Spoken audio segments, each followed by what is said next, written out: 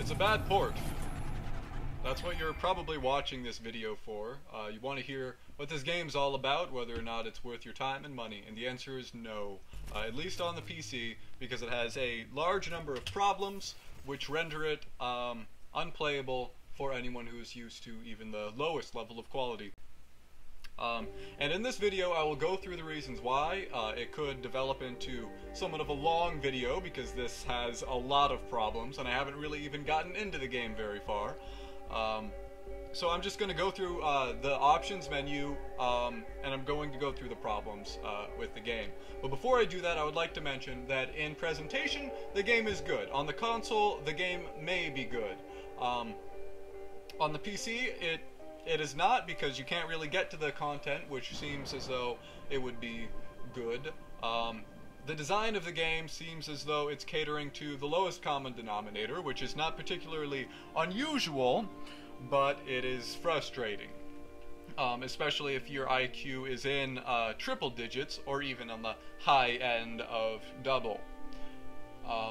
Because you are able to solve problems that the game does not let you.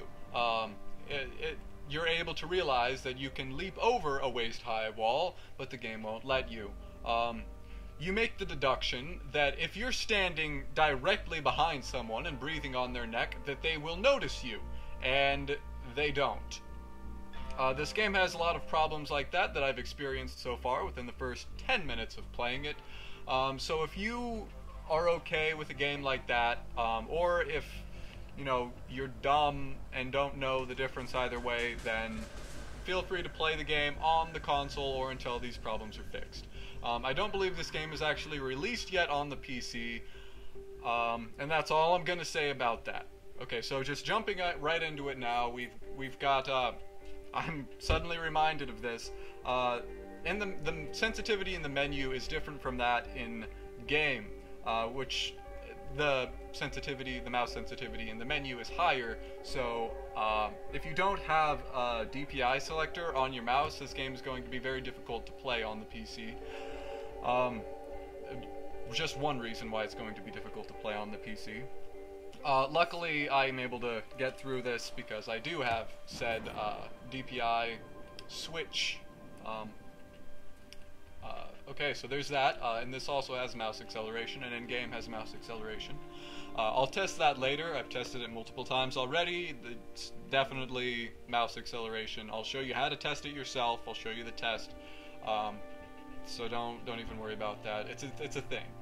Going into options now. Display. First problem with display, it contains options that should be inside graphics quality. It's anti-aliasing, textures, GPU max buffered frames, VSync is arguable. Those should be inside graphics quality, but they're not. They're in here, so if you decided to look for them in graphics quality first, you will not find them. So they're in display. In this menu, refresh rate doesn't seem to do anything. I don't have a 60 Hertz monitor, and it won't let me select the actual refresh rate of my monitor, which is closer to 59, but a lot of games do that, whatever. Aspect ratio, I think this option was intended to cater to aliens, possibly Martians, could be creatures from Mars, I don't know. This option is for people who like playing at an aspect ratio that does not fit their resolution. As you can see, it has auto. If you play this game and you aren't an alien, you're probably going to leave it on auto because you like the game to not look terrible and stretched or compressed or whatever.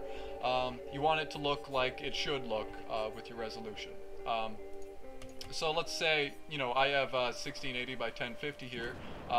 That is a 16:10 aspect ratio that I have. There's no reason for me to set it to anything else, and yet you can. It's strange. I don't know. I think a lot of these are just carried over from variables. If you've ever programmed, you'll know what that is. That they already had, set up, that they could easily alter for the console version. So these are probably from that, which explains some of the odd options like aspect ratio, GPU max buffered frames, and the different options in VSync, which I'll get to. So the game starts in windowed. with a resolution that wasn't my native resolution in my experience. It didn't auto-detect, and it also didn't auto-detect my graphics options. It pretended to, however. I still got very poor performance with that, and in fact, regardless of what your PC specs are, you'll get very poor performance in numerous places in this game because it is not very well optimized. It's like I said, it's a bad port. VSync, you got 3 options: off, 1 frame, and 2 frames. You may not know what that does, and if you don't, you're not going to get a description for it, which is present in a couple of these options, like right here, and when you have anti-aliasing set at the max. So the functionality is in the layout, but it doesn't actually give you that in the more confusing options like VSync or GPU max buffered frames. VSync prevents screen tearing. If you don't know what that is, it's because the game performs so poorly that you don't get it in the first place, which isn't surprising because this game is very poorly optimized. So there's that, and you've got the 3 options. You've got 1 frame and 2 frames. 2 frames, my understanding is that this will have your FPS, whereas this will sync it to your monitor's refresh rate. So this would be half of your monitor's refresh rate. I don't understand the purpose of doing that. I guess if you looked it up, you could probably figure it out, but I don't care that much. I just play games so that I can enjoy them. This game does not make it easy. GPU max buffered frames. What this is how many frames it tells your GPU to render ahead of time. And if you're at all familiar with math or comfortable with math, that means that the number of times per second that the game is going to respond to your inputs is going to be your FPS divided by this number. So if you have this at 5, it's going to be, let's say you have 60 FPS, like I have, it's going to be 60 divided by 5 is how many times per second you're going to be able to control the game. On the console, I'm assuming that this was at 5 or higher, because the console probably got very poor performance. And when you set the entire purpose of this is to, if you set it higher, then the game looks smoother. That's the only advantage, and it doesn't even look that much smoother. So it's pointless. Set it to 1. If you even know what this is ahead of time, set it to 1. If you know what this is, you probably have it forced globally in your graphics card drivers to 1 because you know the differences between it and you don't really care about the game looking marginally smoother, and you just care about how well it controls. Yeah. Moving on. Textures. It's about, obvious. The description here, video memory required, is wrong. It does not require 3 gigabytes. I think they're just pulling that from like the average number, the average size of textures in a scene, and not taking into account what very few optimizations they actually have. So if you have a modern card, you could set this to Ultra without any problems. And it wouldn't impact your performance. It also wouldn't make the game look all that much better either. So I would set this at medium or high, if that, if you could go lower, you probably could, and you wouldn't notice any difference. This is probably like 1024 versus like 4,000 something. Anti-aliasing, this kills my FPS. I didn't mention this earlier. Having VSync on at all reduces my FPS by about 20. Having anti-aliasing on at all decreases my FPS by about 20. And that's unacceptable. It should never happen in any game. Very poor optimization. I do have these 2 things forced in my my graphics card's drivers settings, but it doesn't seem to do anything. Even when I set all kinds of overrides, it doesn't seem to do anything. Very frustrating. The only way to get these, I believe, is to just set them in game, which will destroy your FPS. I highly doubt that you will be able to find many PC gameplay videos on YouTube with good frame rate that will have these options on, because regardless of your rig, it's going to be very poor. To give you my hardware specs right now, I have a GTX 460. I have an Intel i5 2570K, I believe. Maybe it was 3570K. Whatever. Point is, either one would be adequate for this, and I shouldn't have that kind of performance issues. It's very poorly optimized, and it is a bad port, as I mentioned. I can't say that enough. Graphics quality. This is the thing that it did not auto-detect properly. Let's go here, set everything to medium. No.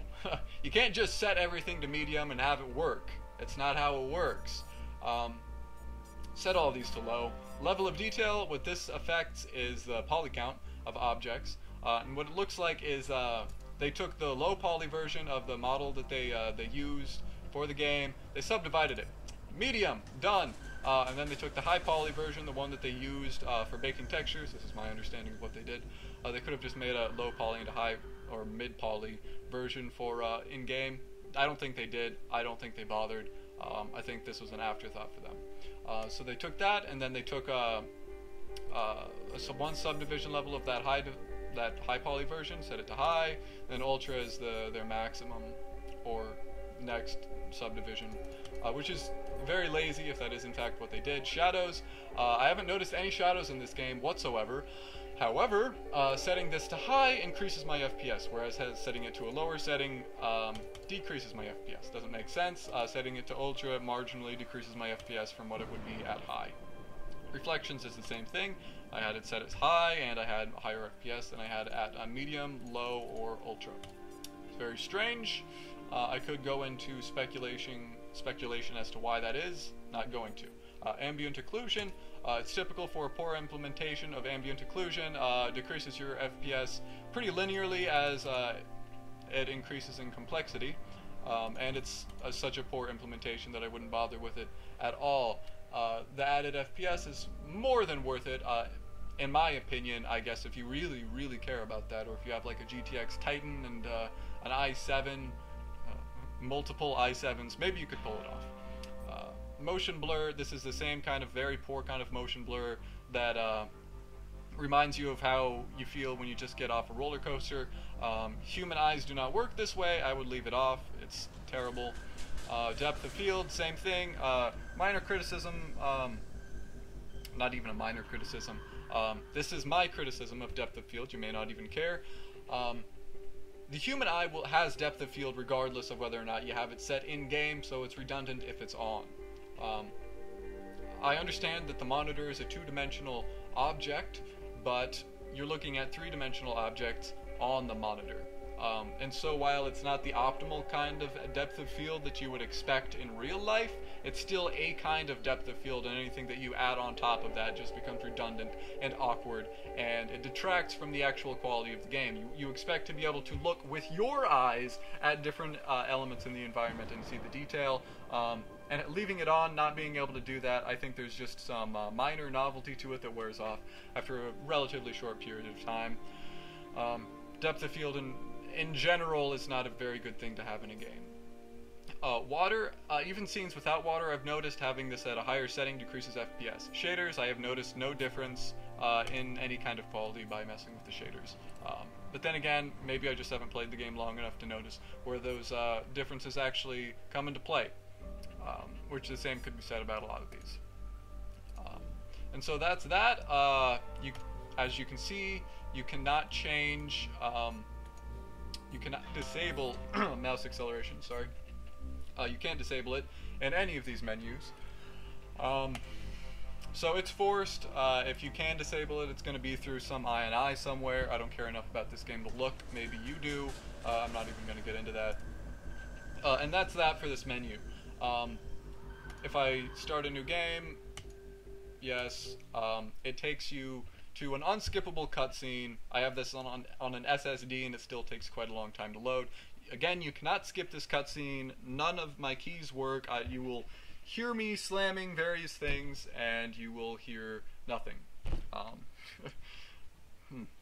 I'm at 14 minutes right now, talking nonstop about problems this has, and I'm not done. It's not worth $60. If you're wondering whether or not you should pay that much money for the game, don't. If you really, really want to play it, pirate it. It's not worth the money. And if you want to give them something, wait until it goes down. But yeah, okay. This is spacebar, enter, escape key. The typical things don't work. Let's try backspace, nothing. Let's try the mouse buttons, left, right, middle, scroll wheel, nothing. You can't skip it, nothing you do will skip it, doesn't work. I've tried multiple times, and that's it. Another thing, this game if I remember right, it's 13.5 gigabytes, or at least the thing I downloaded was 13.5 gigabytes. Most of this game is these unskippable cutscenes, because I don't know, they just decided to make them pre-rendered, which is a very unfortunate pattern in games today, especially console games and console ports. So there's that. I'm gonna take a drink of water while this. We got a nasty security system. How much we got? 100 grand in 30 seconds. God bless the rich and famous. We are the modern day magicians, siphoning bank accounts out of thin air. If you want to skip to where I'm actually doing whatever, I'll have an whatever for it, annotation or whatever. I don't know. I'm not familiar with how that works on YouTube. Because I've never had to really do it before. But I guess there's a first time for everything. Have faith in your mentor. Something triggered that alarm. Let's find it. This game, it seems like it would be fun. If it didn't have these problems, I wouldn't say that it would be worth $60. But you know, it's kind of standard for games like this that cater to the lowest common denominator. They invested a lot of money into the development of this game, an unwise amount of money, and on the PC it has these problems. $60, that just comes from the money they invested into it. They needed to charge the maximum amount possible. They needed to have first day DLC for the game in order to try to make back the money that they spent on it.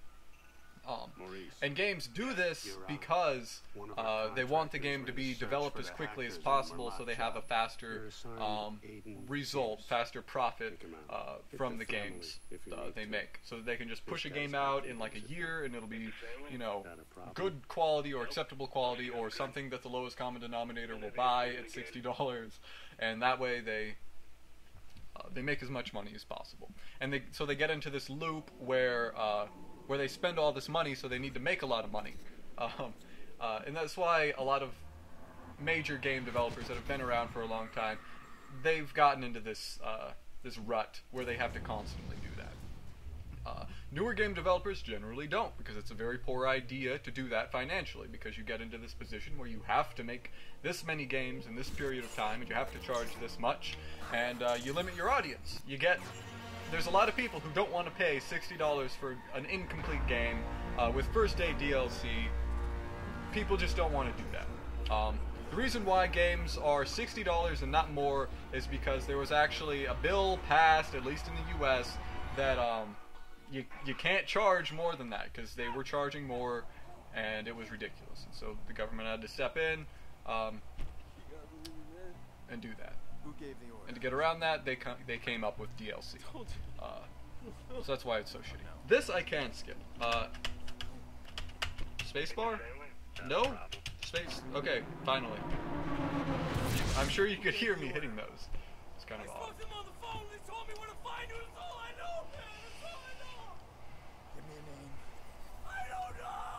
Okay, let's shoot him in the head. Joke's on me. Moral decisions. Can we skip this? Okay. I just want to get on with it.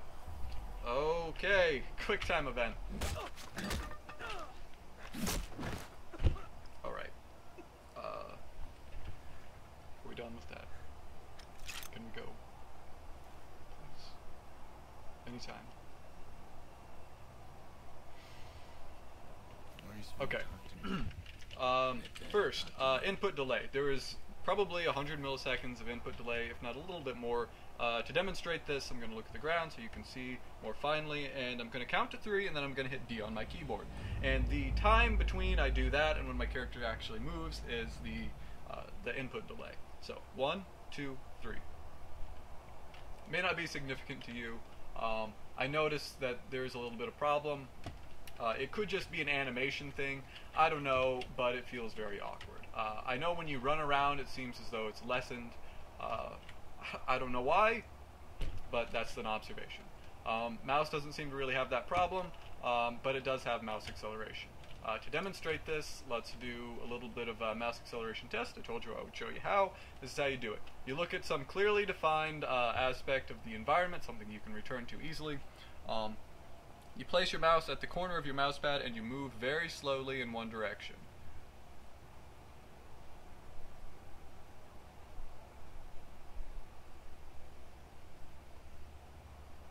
And then you move very quickly back to the other side. Okay. Now, as you can see, I'm looking a little bit further down than I was before, even though I didn't actually change that.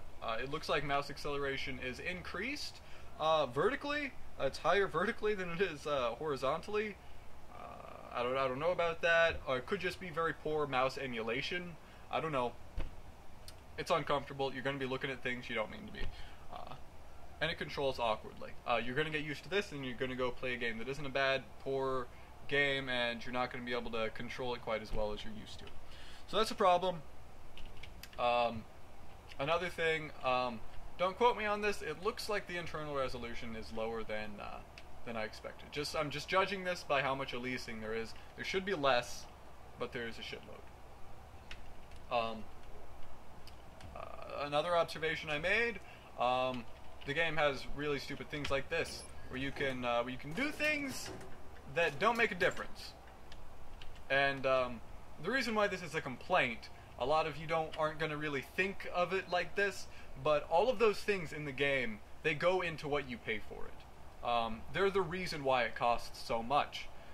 And you don't care about these aspects of the game. As a product, it doesn't make sense. It would be like buying a candy bar and its wrapper is made of gold and silver and diamonds, but you just want the chocolate inside. You don't need all of this other stuff like being able to hack vending machines. You do it once and you're like, that's funny, whatever. But is it really worth the money that went into developing that aspect of the game? To me, the answer is no. I wouldn't pay a cent for being able to do that. But then I'm a very frugal person. Hey, I don't have, it's an expensive hobby already, and I don't really want to spend that much more money on it. It has a bunch of different stuff like that. Now, when you load different areas, your frame rate dips. Really? Why did that happen? I would go through this door, but another cutscene would play. I don't really want to get into that, but every time you go into a new area, your frame rate dips. Alright, so I'm playing this game, and it's not playable. When you drive, it frequently changes the cells you're in, so it's constantly loading. But it's so poorly optimized that when that happens, your frame rate dips down super low, and the controls lock up and become unresponsive. So you crash into something every single time that happens. And as you can see the frames just dipping.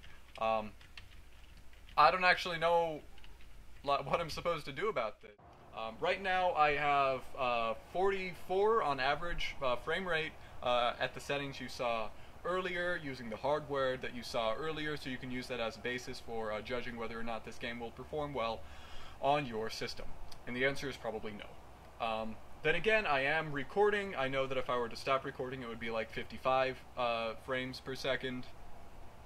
But there's your reference. Those are the only things that I can think of right now, and to tell the truth, I just want to be done with this video. I just want to stop recording, and I want to uninstall this and just delete it and never play it again. Final words: if they were to fix these problems, optimize it a bit more, optimize it a lot more, it would be worth playing. It would be playable on the PC. Not worth $60, however. The artistically seems good. Design-wise, seems like it's catering to the lowest common denominator, and if you're not that, it's going to be a little bit insulting to you intellectually. But aside from that, you may enjoy it. The characters seem interesting. Writing seems okay. Graphics, aside from the problems that they have, they seem pretty good. The characters don't quite fall into Uncanny Valley. Everything looks proportional. The environments look okay and somewhat realistic. It strikes me as a locker room. It reads as that. Everything, it makes sense. But it is a console port. It has a lot of technological limitations. It doesn't have shadows for a lot of objects, even if you set shadows to ultra, which I will do to demonstrate. Apply. Okay, I'm getting 4 FPS right now, and I'm still not noticing any more shadows. That's the difference in that. Go back to high,